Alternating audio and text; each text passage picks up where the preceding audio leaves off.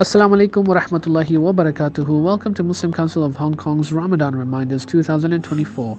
We continue with reflecting upon Allah's beautiful names. Allah subhanahu wa ta'ala is Al-Hakeem, the All-Wise. He possesses the ability to determine right from wrong and is free from any error, is free from any misunderstanding. He is the only one, qualified to judge the worth of all things. Al-Hakim is also a closely related name to Al-Hakam, meaning the judge, as they share the same root. Al-Hakim is also used in pairs with the name, or often used in pairs with the name Al-Alim, meaning the all-knowing.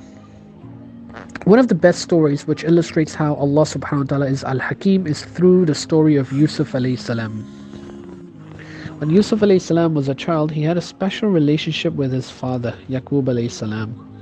He told his father about a dream he had. "O my father, indeed I have seen in a dream 11 stars and the sun and the moon. I saw them prostrating to me." Quran chapter 12 verse 4. The other brothers through time became envious, quite jealous of their relationship, and they decided to plot against Yusuf alayhi salam, and that's where we know that Yusuf alayhi salam was pushed into the well, abandoned, and then a group of caravan of travelers picked him up and then sold him to a person by the name of Aziz, and that is where Yusuf alayhi salam basically grew up, and he was very loyal to Aziz, and he was treated well by Aziz as well. But then the story then takes yet another turn when the wife of Aziz becomes quite infatuated with Yusuf alayhi salam and sought to seduce him.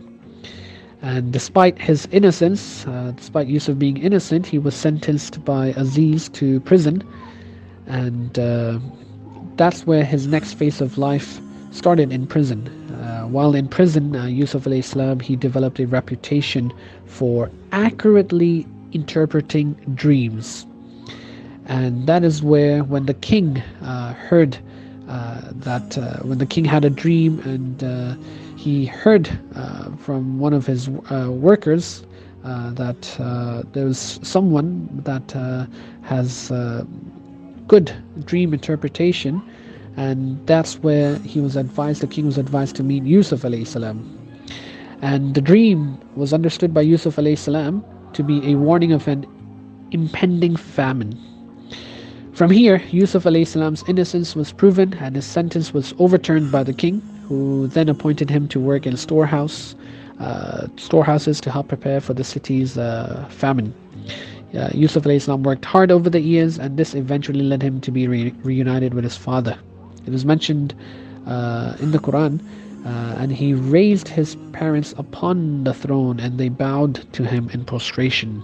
And he said, "O my father, this is the explanation of my vision of before. My Lord has made it reality, and he was certainly good to me when he took me out of prison and brought you here from the Bedouin life, after Satan had induced estrangement between me and my brothers. Indeed, my Lord is subtle in what he wills. Indeed, it is he who is the knowing, Al-Alim, the wise, Al-Hakim." The lesson from the story, Yusuf's life, was overcoming one obstacle after another. When there seemed to be light at the end of the tunnel, he realized it was just an oncoming train. Yet with everything that happened, he takes it in stride. He tackles every situation with resolve and never loses hope or faith. Why? He believed in Allah's attribute of being Al-Hakim, trusting He knows what to do and with whom. When we read about the story of Yusuf alayhi salam, when we listen to the story, we learn a crucial life lesson, that it's impossible to connect the dots looking forwards. We can only connect them by looking backward. We see how Yusuf alayhi salam endured all the pain to end up where he did. In the end, Yusuf alayhi salam saved the people of Egypt from famine, attained immense success, and was reunited with his family. Ultimately, the vision he had in his childhood came true. It was not easy, and he kept in pursuit. He believed in Allah subhanahu wa ta'ala and knew the dots would somehow connect in the future, but never exactly knew how. This also brings about another question. If we could rewind the clock, should we tell Yusuf alayhi salam not to play with his brothers that day?